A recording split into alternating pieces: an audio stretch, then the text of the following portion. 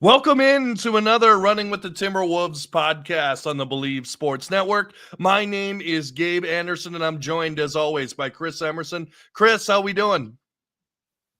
We're in the playoffs, so we got a seat at the table. I mean, we're in the play-in at least, which Yeah, I don't know true. if you consider that playoffs yet, which I actually have a rant about that coming in a little bit. But before we get going, make sure to like, share, and subscribe on YouTube and give us a 5-star rating on Spotify and or Apple. So let's not bury the lead. The Wolves blow a fourth quarter lead, a 24 points fourth quarter lead. In fact, it is the largest fourth quarter lead the Wolves have ever given up in their history. It is the fifth largest lead overall that the Wolves have given up. The number one lead they've ever given up was in the third quarter in 2008 against the Dallas Mavericks, 29 points. But this is a pretty bad loss at a pretty bad time. Yeah, I mean, it was ugly, and it's not that surprising. I mean, this team has been so up and down in games and, even opponent to opponent. I said all year, like, I just want us to be playing the best basketball come April. That's all I cared about. And I can't really say that we're doing that right now. Like, it's not like it's all meshed perfectly. It's still pretty sloppy. Yeah, it is. But that's the thing. The Wolves were rolling into the fourth quarter. I mean, the fourth quarter was where their biggest lead of the game, where they built it. I mean, they were moving the ball. Dante DiVincenzo was hitting shots. Naz Reid was hitting shots. The defense was elite for most of the game, and they just fell apart. They absolutely fell apart there in the fourth quarter. So at about the 9-minute mark, we went basically back to our starters. We and I've been killing this. I know it's a dead horse on this channel, but the 3-guard lineup for us is the lineups. Whenever we have 3 guards in, that's when the ball's moving. That's when players are moving. That's when guys are crashing the glass. That's when we get up. That's when we score big.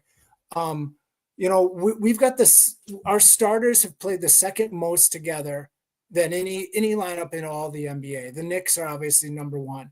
And like all the top teams in the NBA, their starters or their top roster, the net differential is like let's say a 10 points, meaning what they average giving up to what they average scoring. They average about 10 points in the positive. Our starters are at 0.5. So like they basically hold even. They just don't play that well together. And that's what happened. We were on a roll. And he put in our quote unquote closing group, which is our starters, and our starters just don't play well together. Like they're just not that great of a lineup. And it's been proven through this, 681 minutes this year that when our starters are out there, we're just average. Right. Yeah. And it's interesting. I was looking at the third quarter stats for the Wolves. I mean, this is just putrid. You want to know how to destroy a lead. 13 points. How many turnovers, you ask? 8 turnovers in the quarter. Fourth quarter, right? Fourth quarter, yeah. Shot 20% from the field. And this is what I don't get.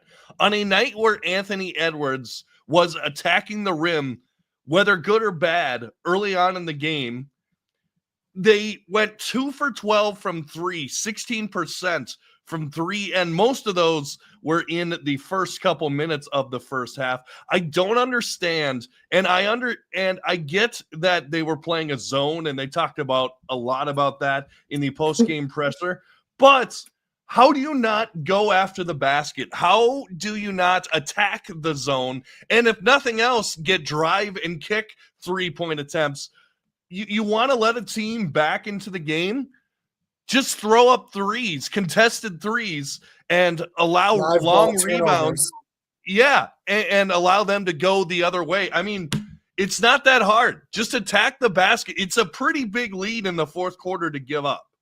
Now, I thought I had seen it all 2 years ago or maybe even last year when Towns had that 60-point game and we gave up a 15-point lead to the Charlotte Hornets.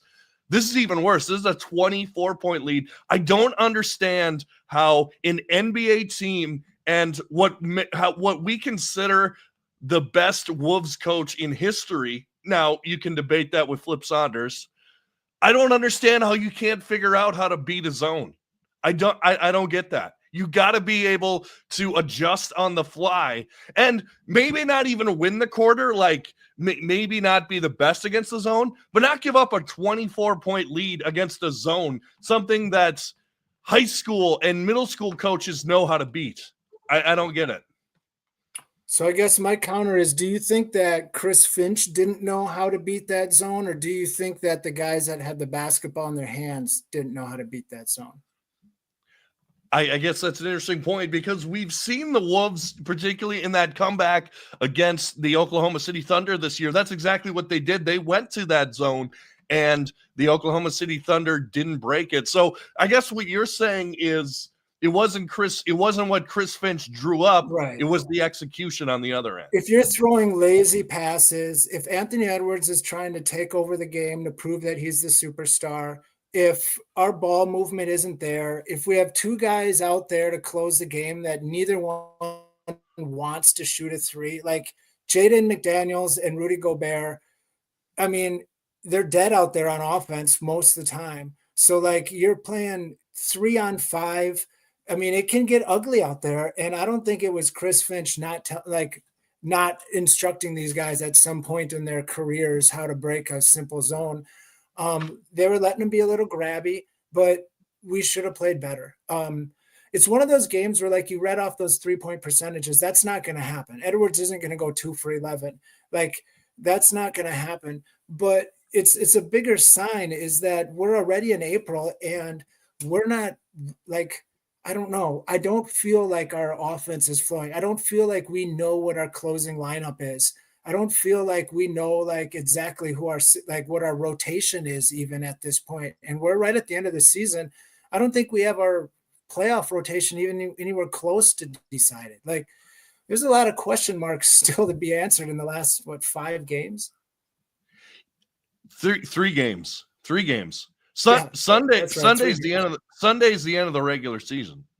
So I guess I've already got him in the play-in.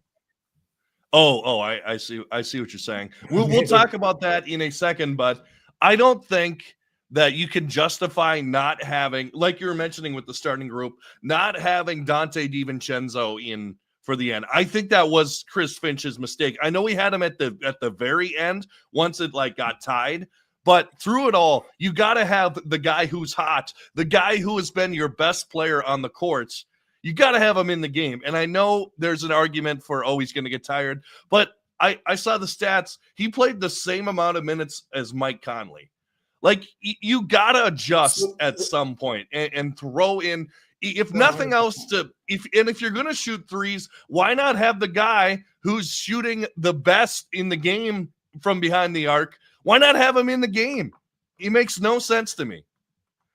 100%. And the issue is that lineup that had Nickeil Alexander-Walker in, they're the ones that push the lead to where it was right. So that they're the ones that subbed out at the 9-minute mark after they just ran a whole shift kicking the crap out of the Bucks. And, you hope that you give the ball to your closer and the closer holds on. It's hard to go right back to the setup guy and say, I know you're tired, but we need another couple innings, So, right. I mean, but what that comes down to is not knowing who your closing lineup is. Like, here's the deal. Our closing lineup cannot be our starters. It's been proven that that's not our best lineup. Like, we've got data now at this point in the season that's well out there that there's other lineups that are, like I was talking about net rating, 0.5 is our starters. There's other ones that are at 28, meaning that if we played a mythical 100 possession game, we win by 28 points.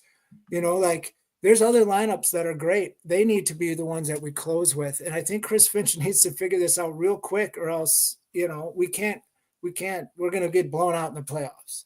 Right. I totally agree. And what I think is in practice today or whatever they're doing today, they need to work on zone offense. Like, it just needs to happen, because this is going to be like they were mentioning in the post-game presser. This is going to be on tape. Other teams are going to look at this and be like, look at how bad the Wolves were when we switch it up against them. They did the same thing to OKC. When we did that to OKC, they mentioned it that the next game, I think it was Denver that played them. They threw the same zone at them and they beat them. And it's like, okay, it's everyone sees it. And even if now that two teams have done it, I would suggest every coach out there, everyone's now putting that in their playbook to throw out there to try to, scramble people up when they've got a single ball dominant guy. Right.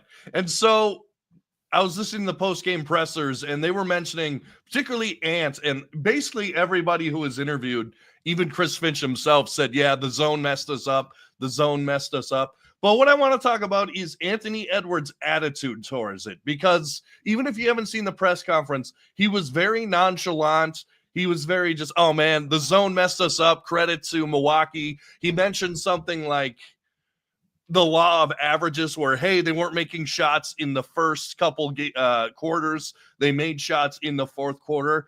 And I feel like that's something you say when you lose by 2 or 3 and maybe they outscored you, I don't know, by 7 in the fourth quarter. But it comes down to more than just the law of averages when you lead by 24 in the fourth quarter. So my question to you is, do you want your stars, after let's say a loss like this, a huge comeback for the other team, do you want your stars feeling not necessarily good, but kind of not concerned, like, hey, we're going to bounce back, we're going to be fine? Or do you want them to feel like it hurt a little bit, like, we need to learn from this, this is a bad loss, and we needed to be better? Like, do you want it to sting a little bit, or would you rather have see your stars be like, hey, it's just a game, we're going to bounce back on Thursday?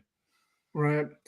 Yeah, it's tough because, I mean, both ways. I mean, at this point in the season, you can't let that get you down. There's bigger things ahead of you that you need to lock in on and focus in on. So, like, at that point, I get it. And, we're not a 25-point better team than the Bucks. So the Bucks definitely were getting some bad bounces and their shots were not falling to get us that lead. So there is some laws of averages of that. Right. And like I said, he's not going to go 2 for 11 again, Anthony Edwards. He got good looks. They just didn't fall from 3. But in the same sense, the reason that we ended up losing, and the reason that we've ended up losing a lot of these games like this that have been choke jobs in the end, is almost singularly on the hands of Anthony Edwards making bad plays. Like, he kicks around the ball a lot, and a lot of it kind of is on his shoulders. If you're going to be the guy, you've got to be the guy, and at that point, I don't like him being nonchalant about it when it's something that he had a lot of personal control over. I wish that he would have been a little more serious about it, because you don't want to lose any game, especially when, the last bit of it looks like lazy swing passes that are getting picked off by the other team, offensive rebounds that you guys just aren't hustling for, like things like that. Like, that's an ugly way to lose. And then in the presser, act like it's no big deal. Right. And particularly, and other people like Dante DiVincenzo, I was listening to his presser. He did look down. Randall looked down as well. Not down like, oh, we're done. More like, oh, this was embarrassing for us. It was really just Ant that was like this. So I don't know. I think you want to mix. I don't think you want to be like, oh, you obviously don't want to come out and be like, oh, our season's over, I screwed up. There's no silver lining for us. But you also don't want to take it too lightly. And that's my other point. How I compare this game, I'm going to tell a personal story from my life here. I took this class in college, and I worked really hard on it. It was a really hard class. I studied all the way through. I did all I could to get a good grade, and everything was good until the final. I forgot that when my final was, and so I missed the final. So I feel like that's what the Wolves did tonight. Yeah. They worked really hard. They did it. They laid all the groundwork. They built a 24-point lead, And then when the fourth quarter, they just let off the pedal. They forgot what they were doing. They couldn't adjust to a zone. Now, real life story. The good news is he eventually let me take the final later. So hopefully there's silver lining for the Wolves as well, because they're not done. We'll talk about that in a second. But, man, I just think you need a little more fire under you. Like we've seen Anthony Edwards earlier in the season, like really concerned. Like remember after the Portland game, he's like, oh, they're doubling me. I don't know what to do. Right. Like it seemed like he was really concerned. He didn't seem too concerned about this. And maybe that's a good thing. Maybe they'll come out against Memphis, and I don't say blow them out, but play really hard and get the win. And then we're thinking, oh, it would have been nice to have that Memphis game, but we're right back in it there. Or it would have been really nice to have that Bucks game, but we're right back in it now. But I don't know. I did not like Anthony Edwards' post-game presser. No, I understand. I understand your the bad taste in your mouth from that. Right. So let's go through the remaining schedule for all the teams. Yeah. Now, obviously, the Clippers, we'll go through each scenario going forward. So what we have left is at the Grizzlies, huge game. It's on TNT. Got to win that game. I think if we lose that game, the other games are relevant pretty much because you got Brooklyn and Utah. We might even, if we lose to the Grizzlies, I don't even know if we play anybody. Probably we play people against Brooklyn, but probably not against Utah. And then the Clippers, who we have the tiebreaker with. 3-0 against them. They are at the Rockets, who I believe have secured the 2 seed. I'm not 100% on that. At the Kings, and then at the Warriors. The Warriors, who unfortunately we do not have the tiebreaker with. Spurs, at the Blazers, at home against the Clippers.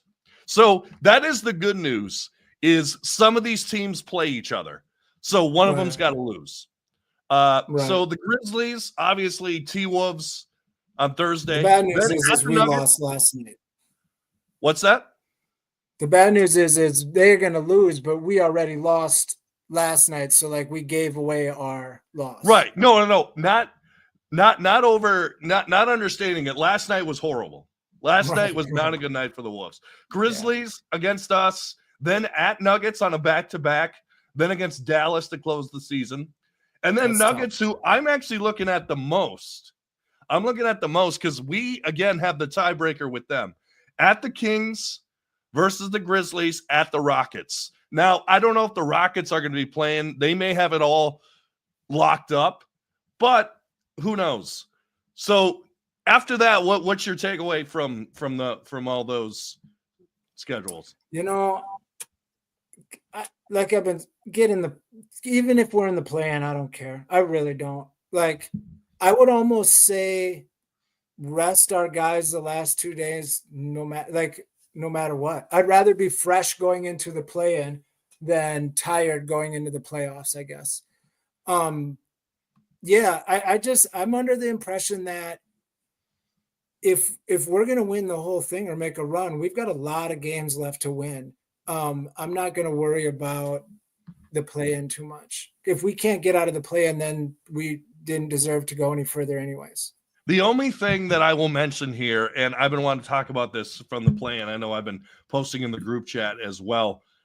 The play-in, I feel like we need a format where the play-in is break glass if emergency. Like, I feel like the play-in should not be 100% necessary. And here's what I'm going with this.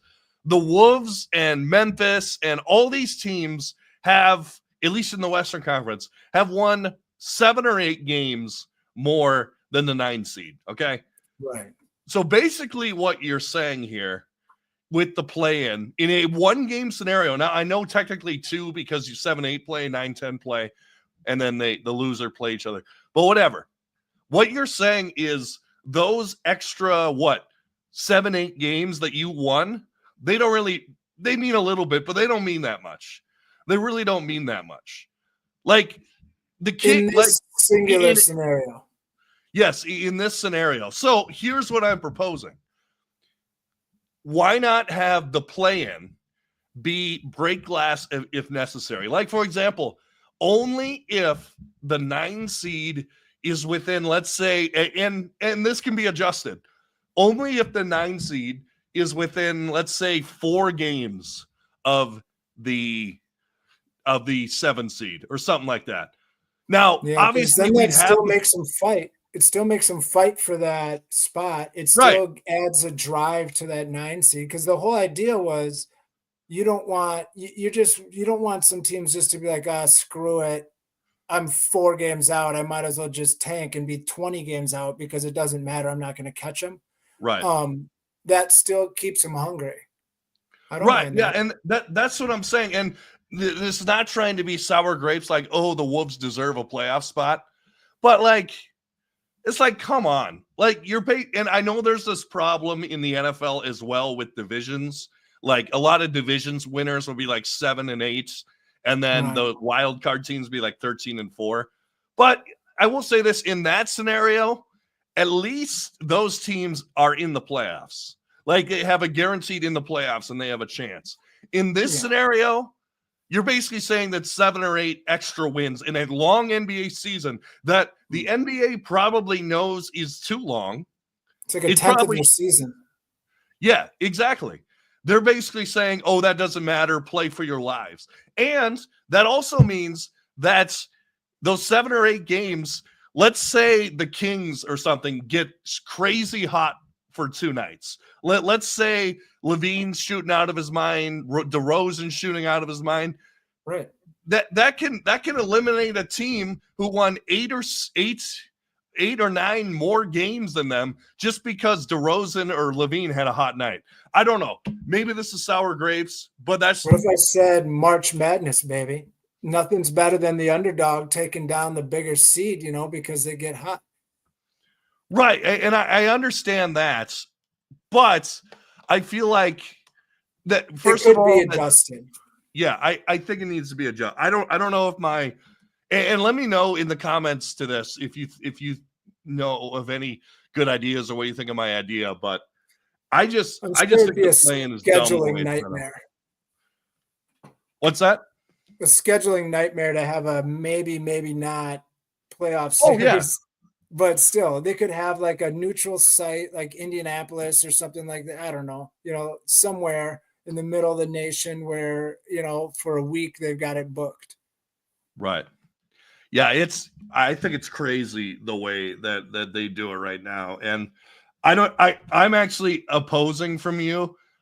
I don't want to be in the play-in whatsoever. I'm sick of the play-in. We've done it twice now. It was fun the first year because we had the moment where Ant and Pat Beverly are on the table and they're waving their shirts or their jerseys or whatever.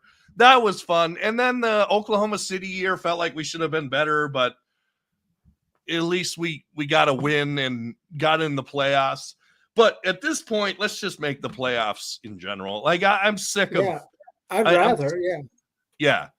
And plus, I'd rather avoid OKC too in the first round. Now I know we beat them twice. I know it's 2-2, but we got to remember one of those wins was basically like the Bucks win yesterday.